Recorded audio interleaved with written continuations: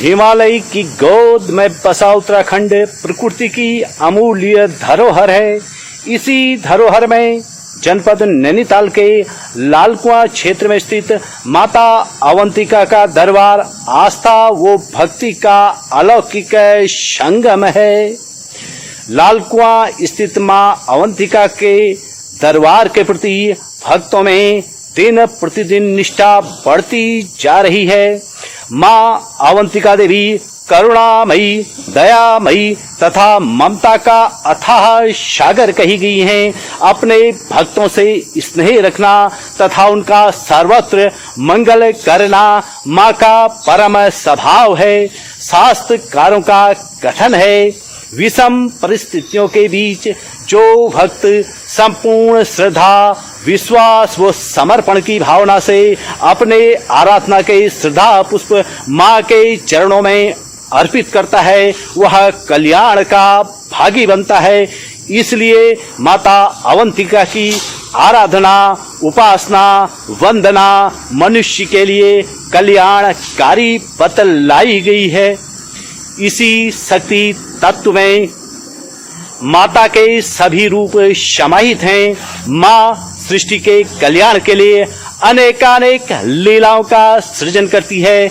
ये स्वयंभू देवी हैं, इसलिए भू देवी के रूप में इनकी पूजा की जाती है और दूर दराज क्षेत्र से यहाँ पहुंचकर लोग माता अवंतिका से मनौती मांगते हैं। मंदिर के पुजारी पंडित चंद्रशेखर जोशी जी कहते हैं, भगवान शिव की परम शक्ति के रूप में इन्हें पूजा जाता है। बहरहाल अवंतिका देवी का उत्तराखंड की धरती में यह विशेष पावन स्थल है। अवंतिका देवी को सिंदूर व चोला एवं आभूषण चढ़ाया जाता है। इनके दरबार में घी से दीपक जलाया जाता है। कुंवारी युवतियां अच्छे पति की कामना से अवंतिका देवी का पूजन करती हैं। रुक्मणी ने भगवान श्री कृष्ण को पति के रूप में पाने के लिए इनकी आराधना की। अवंतिका देवी के पूजन के पश्चात श्री कृष्ण व रुक्मणी का पूजन अखंड सौभाग्यदायक माना जाता है। अवंतिका देवी पापों का नाश करने वाली तथा भुक्ति और मुक्ति प्रदायिनी है। भक्त प्रहलाद भी माता अवंतिका की कृपा पाकर कृतार्थ हुए थे। वामन पुराण में इसका विस्तार के साथ जिक्र आता है।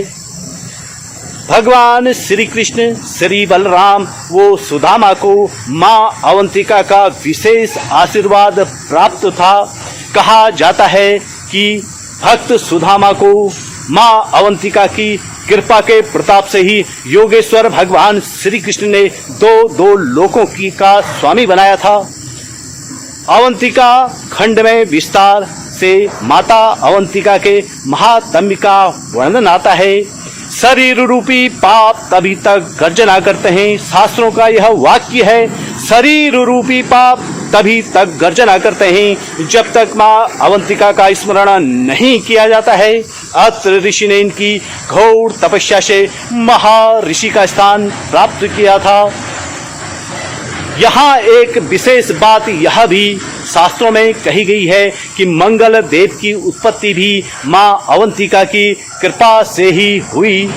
इनके पूजन से मंगल का दोष मिट जाता है। माता अवंतिका के पूजन के साथ साथ महाकाल की पूजा का विधान है। लालकुआं स्थित अवंतिका दरबार में महाकाल भी यहाँ प्रतिष्ठित किए गए हैं।